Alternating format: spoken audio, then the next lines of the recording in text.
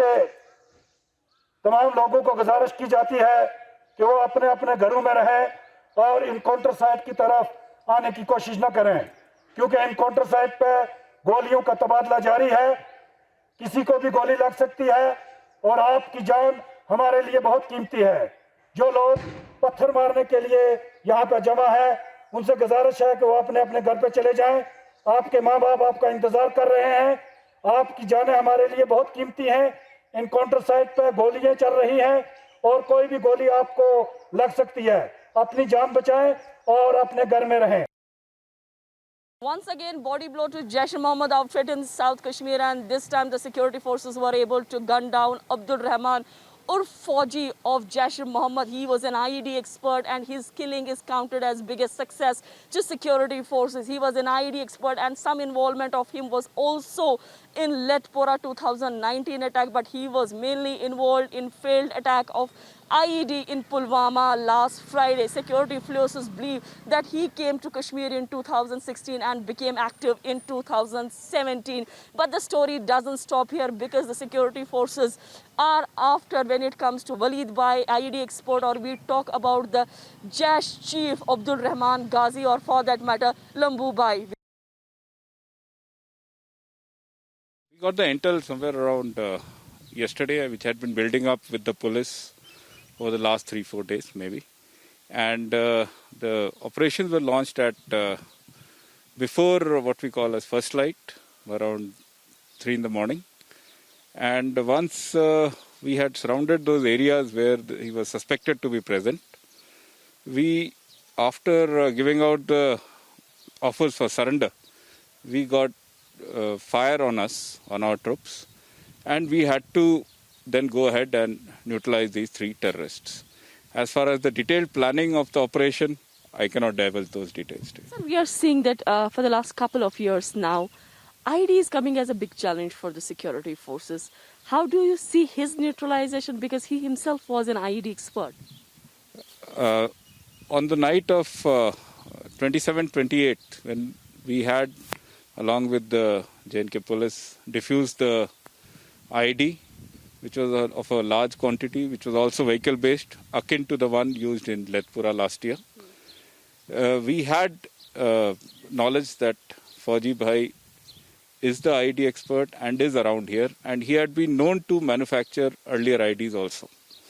We are aware that some of them he has prepared and has left them around. The intel on those are being developed, and the threat of IED is very grave for us as well as the civil population. And his neutralization reduces that threat to a large extent. There are 2 more persons who are involved in this, who will be tracked subsequently. Sir, his neutralization was important also because he has been surviving here since 2017. And do you believe that now he has established more such people in making IEDs and all? How do you track that? Fauji Bhai had also been instigator of the civil population, had also misguided youth, and that's why there was a spurt in recruitment. And obviously he was involved in making IEDs.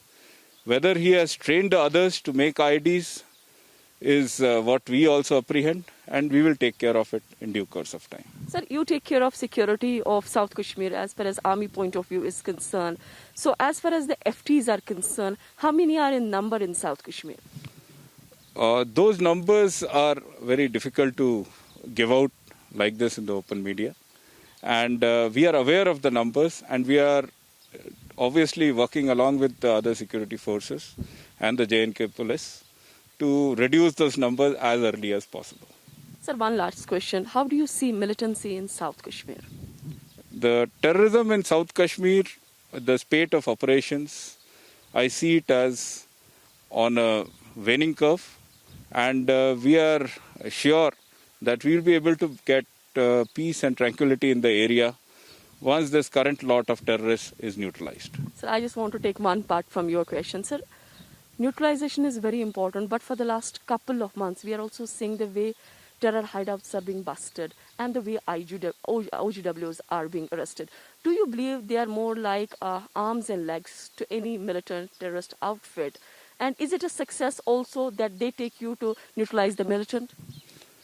The overground workers are the misguided youth who are being motivated by these terrorists to guide them to work out their hideouts, construct their hideouts, as well as live in the villages. Whether the OGWs continue working with the Tanzim or not is demonstrative of the strength of that terrorist. Once the terrorist is neutralized, we believe that the OGW network also gets dismantled. And if we dismantle the OGW network, it will also lead to a faster route in elimination of the terrorist.